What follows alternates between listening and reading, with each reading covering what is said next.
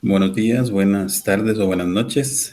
Tengan todos. Espero que estén teniendo una buena semana y que este fin de semana sea igual de provechoso y que se estén cuidando también. La clase de esta semana, que vamos a tener una sesión sincrónica de unos 45 minutos. Sin embargo, les grabo este video con una presentación del modelo agroexportador para explicar y entender algunos conceptos importantes de cómo aplicó ese modelo en Costa Rica. Entonces, voy a presentarles para que podamos trabajar el tema. Entonces, el modelo agroexportador, que es el tema que estamos viendo hoy, empieza con todo lo que tiene que ver con el capitalismo agrario, que en el siglo XIX realmente cuando se consolida este modelo en la segunda mitad. En este modelo teníamos una dependencia económica, social y política hacia el comercio internacional. Entonces, esa dependencia por los monocultivos y por el tema del café, y bueno, ya empezamos a hablar de otros cultivos que ahorita vamos a revisar, pero el café seguía siendo el principal producto de exportación que teníamos como país. Dependíamos exclusivamente del café. Incluso el país a lo largo de este modelo agroexportador fue extendiendo o facilitando economías para que fuera del Valle Central también los campesinos pudieran sembrar este cultivo. Y bueno, el objetivo principal era que esta economía satisfaciera las necesidades externas de materias primas, de la demanda de materias primas. Y muy importante en este modelo es que era una economía empezando con sus primeras armas, por llamarlo de una forma, y que era muy dependiente, muy frágil, iba a depender mucho de los vaivenes del mercado, las políticas proteccionistas de los países que compraban, digamos, muchas veces no eran las más justas para nuestro país, pero sin embargo ese ha sido el comercio internacional a lo largo de la historia.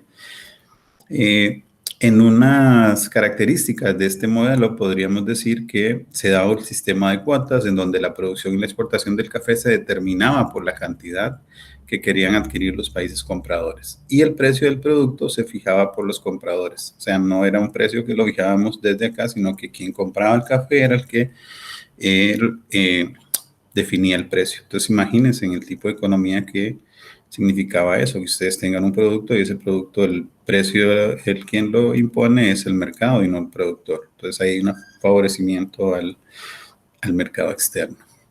Y bueno, también características que era un predominio extranjero del capital comercial y financiero. Y Costa Rica no poseía recursos para desarrollar el comercio exterior. Entonces, por esta razón, se hacía con capital externo y principalmente el inglés pasó a dominar la economía nacional. Entonces, los ingleses pasaron a dominar la economía nacional porque eran quienes nos compraban y quienes definían los precios de nuestro granito de oro. Entonces está el liberalismo, doctrina política del capitalismo agrario, podríamos decir que la sociedad está regida por leyes naturales, universales, permanentes, que no pueden ser alteradas. Había un egoísmo que produce el beneficio público y el afán de lucro es la fuerza fundamental de la organización económica. Vean cómo se fue plasmando nuestro modelo agroexportador y que todavía nosotros conservamos algunos elementos de ese modelo.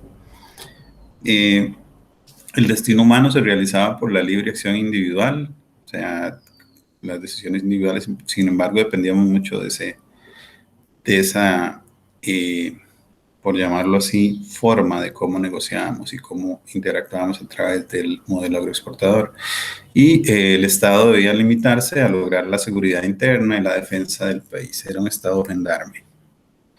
Y el mercado funcionaba por la ley de la oferta y la ley de la demanda. O sea, si había demanda, pues entonces teníamos oferta y si no, pues la producción se quedaba en Costa Rica. También se intentó establecer y aclarar la división administrativa del territorio del país. Se dio o se fortalece también los servicios de salud, la educación. Se impulsa el constitucionalismo. Se crea, por ejemplo, en 1845 el Hospital San Juan de Dios, tal y como lo conocemos hoy, sigue operando. Eh, el monocultivo para Costa Rica fue muy importante, sin embargo, y nos permitió hacer muchas cosas. Sin embargo, también fue un modelo en donde las garantías generales económicas pues beneficiaban más a los compradores que a los productores.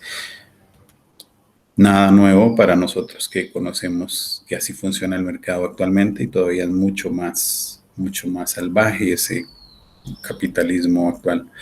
Entonces se fomentó la creación de vías de comunicación, la organización legal del país con la dotación de códigos civiles, penales, procesales, empezaron a promoverse leyes anticlericales, agrarias y comerciales para ir fortaleciendo el modelo que nos acogía en ese momento. La mayoría de los gobernantes nuestros provenían de esa oligarquía cafetalera, de esas familias que se habían visto beneficiadas con la producción de café y eran respaldados principalmente por los generales del ejército, Lorenzo Salazar y Máximo Blanco, los cuales intervenían en los golpes de Estado cuando se daban. Entonces todo estaba pactado para que fuera un negocio redondo. No como ahora, como los conocemos ahora, los negocios redondos que tienen los gobiernos, pero vean que también teníamos esos problemas en la época de la oligarquía cafetalera, en la época del modelo agroexportador. Algunos gobiernos durante este periodo liberal, en 1870, bueno, ustedes ya lo estudiaron mucho cuando estuvieron en el colegio, simplemente lo voy a repasar rápido. Se produce un golpe de Estado contra Jesús Jiménez y temporalmente gobierna Bruno Carranza y en 1870 llegó el general Tomás Guardia al poder. Se fomenta una política de puertas abiertas, entonces que se crea el ferrocarril al Atlántico y eso le da una apertura más grande al mercado costarricense. Se asumió el progreso del país, especialmente en cuanto a construcción de vías de comunicación, se desarrolla la educación pública y es vista como un instrumento que nos permitía a nosotros ir generando, paralelo al modelo, un tipo de sociedad costarricense. Y bueno, en 1871 que se declara la Constitución Política. En el gobierno de Tomás Guardia se fortaleció el liberalismo y los nuevos gobernantes empezaron a mostrar más respeto por la Constitución que se había creado, por las leyes, por el sufragio y por esos indicios de nuestra sociedad democrática que seguimos manteniendo hasta el día de hoy. Se impulsó el progreso material y social del país, seguía dando ese énfasis, ese auge. En 1900 el presidente Iglesias estableció el patrón oro y se denominó la moneda nacional como el colón. Entonces ya teníamos una moneda nacional y que nos permitía ya trabajar o hacer transacciones de manera más simple. Esto significó que el valor de la moneda nacional en ese metal precioso. La crisis cafetalera del principio del siglo XX empieza a producir una crisis a nivel de ese patrón oro o moneda, hasta que fue eliminado por la administración de Federico Tinoco, y en el campo económico se observó una creciente tecnificación de las actividades productivas, de los beneficios de café. Ya también, paralelo a eso, se empezaban a instalar pequeñas fábricas, se da una crisis en el tema del café, lo que evidenciaba la fragilidad de nuestra economía, depender solo de un monocultivo y el riesgo que eso significaba para el país. Los peones agrícolas, los artesanos y comerciantes se vieron afectados por la crisis cafetalera. La calidad de vida se fue deteriorando y el café, al irse picado, pues afectaba en gran parte toda la economía del país. En términos generales, ese modelo agroexportador dependía exclusivamente de estas características o de estas situaciones que presentaba el modelo. Ahora quiero pasar acá a la clase de hoy. Entonces tenemos el modelo agroexportador y el enclave bananero. Ya ahí ustedes pueden gozar de la clase. En la clase van a tener la lectura habitual, que siempre les dejo ahí, nuestro enclave bananero, el modelo agroexportador y el enclave bananero. Ahí van a encontrar una explicación del modelo agroexportador en América Latina también y cómo todo eso en América Latina también nos venía afectando a nosotros como país, características de ese modelo, la agricultura también a nivel latinoamericano y cómo se va ese proceso de apertura. Principalmente analizamos los casos de Brasil, Chile, que son como los más emblemáticos en ese momento, pero nuestra sociedad costarricense no se vio ajena a ese impacto. Y luego, en cuanto al tema propiamente de Costa Rica, hablamos del enclave, o les hablo del enclave bananero y lo que eso significó para nosotros ya no solo dependíamos del café, sino teníamos un producto más que era el banano, y eso nos permitía a nosotros pues tener un auge diferente en nuestra economía. Ahí les recuerdo en este documento pues que el 24 de junio, que es jueves a las 5 de la tarde, tendremos el encuentro humanístico sobre cuentos de angustias y paisajes, donde vamos a tener al maestro Jacques Sagot, donde va a analizar el cuento de un matoneado, y este cuento, ese análisis del cuento que él va a hacer ese día, ustedes posterior a eso, para la clase del 9 de julio, tendrán que presentarme un informe ejecutivo sobre las principales ideas y las principales características del matoneado a la luz de los ojos de Jacques Sagot. Y eso me lo presentarán el 9 de julio, o sea, posterior a la semana de vacaciones. Es a las 5 de la tarde y la idea es que estén todos presentes. Si alguno no pudiera estar, pues me lo justifica con antelación y ahí lo analizamos. Entonces, esta es la clase de hoy. Para esta clase ustedes van a tener la posibilidad de acompañar también dos elementos. Uno que tiene que ver con una charla que van a tener que, esa charla se llama Charla sobre la historia de las bananeras en Costa Rica. Es muy interesante porque son dos historiadores costarricenses que hacen ese análisis. Entonces, en esta charla sí van a tener que escucharla y tomar ahí algunas ideas importantes, porque van a tener que hacer un trabajo a partir de esa charla. El segundo documento que tienen es el enclave bananero y las consecuencias económicas. Este documento son 8 páginas de lectura muy sencilla. Es un texto de Grace Prada que también van a utilizar ustedes para una de las actividades de la clase. Entonces van a tener que leerlo, es de fácil lectura, es muy rápida, pero también nos ayuda a entender ese enclave bananero y qué era lo que se planteaba en ese momento sobre esto. Y las dos actividades de las que les hablaba, uno es hacer un resumen ejecutivo y un mapa mental de la lectura de Grace Prada. Van a hacer esta lectura y van a hacer un resumen ejecutivo, que un resumen ejecutivo es una lectura.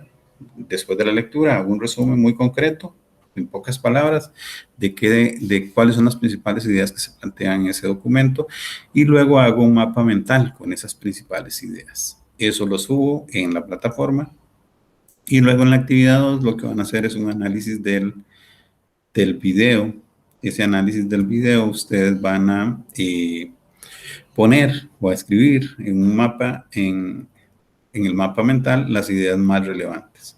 Pueden utilizar la aplicación que gusten para hacer ese mapa. Entonces, el análisis del video, aquí hacen el mapa mental. Y de la lectura de Grace Prada, hacen el resumen ejecutivo. Ese resumen ejecutivo corresponde al tema de enclave bananero y las consecuencias socioeconómicas. Entonces son dos cosas: el mapa mental para el análisis del video y el resumen ejecutivo para la lectura de Grace Prada. Ahorita les corrijo esa parte ahí que está traslapado. Pero básicamente esa es la clase de esta semana, bueno, más el espacio sincrónico que tendremos nosotros el día sábado de 1 a 2 de la tarde para hablar del encuentro humanístico, para hablar de las clases que ya han pasado, de los diferentes materiales y actividades que ustedes han ido realizando en el trabajo cotidiano, y ver qué cosas tenemos que trabajar y mejorar, hablar del trabajo de investigación grupal, del ensayo, de algunas cosas que ya están que están en el programa, que ustedes en el programa que está en la plataforma. Sin más por el momento, pues entonces los invito a hacer las lecturas, a trabajar la clase y a empezar a hacer las actividades. Si tienen dudas, igual ya saben, me pueden contactar y podemos gestar una reunión individual para una tutoría o para explicar aún más algunos conceptos, o bien a través de correo electrónico, un mensaje de texto, del chat de WhatsApp. Ahí podemos estarnos comunicando. Entonces, les deseo un bonito fin de semana, que todo sea exitoso para ustedes. Cuídense mucho y pronto nos estaremos viendo nuevamente.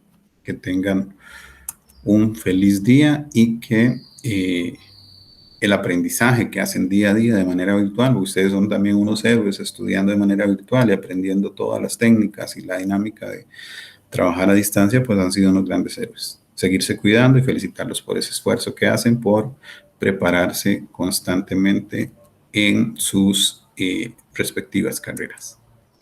Que tengan un feliz fin de semana y nos vemos la próxima clase. Bueno, la próxima clase no, nos veríamos el jueves 24 a las 5 de la tarde en el link que yo les voy a enviar para la actividad del encuentro humanístico, donde tendremos al maestro Jacques Agot analizando el cuento El Matoneado. Que tengan un feliz fin de semana.